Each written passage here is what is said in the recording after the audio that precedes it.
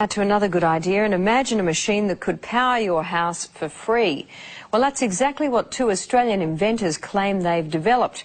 Using magnets and a battery, their new generator has been described as revolutionary, and foreign investors are lining up for a piece of the action. Chris Allen reports.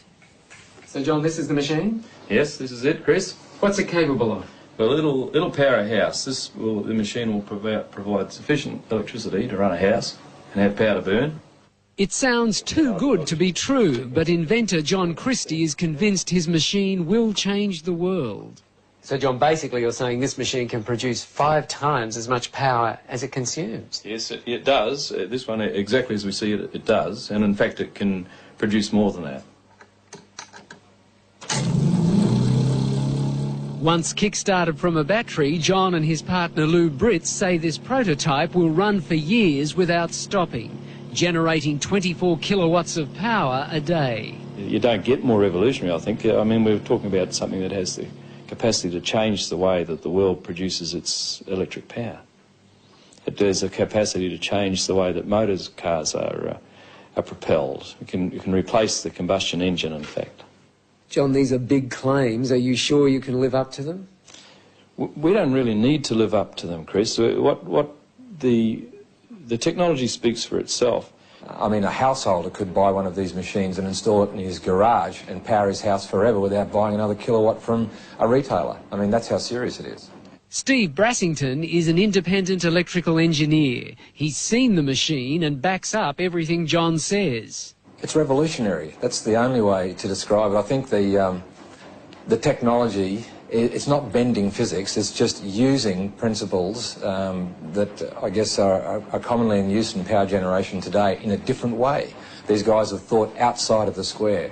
Basically, it's magnetic attraction and magnetic repulsion that provide the movement or the moment of the motor. Can you understand why some scientists are sceptical about it? There is no physicist or engineer who has looked at our motor or has looked at our figures who says it doesn't work.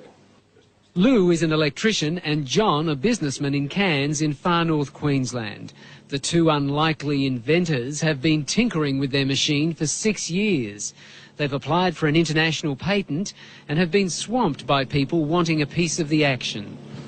These are the coils. We mentioned the coils don't get hot. Local businessman Alex Roma is one of the many offering money to help develop the generator. If it proves up to be what they say it is, it certainly would be something I'd invest in.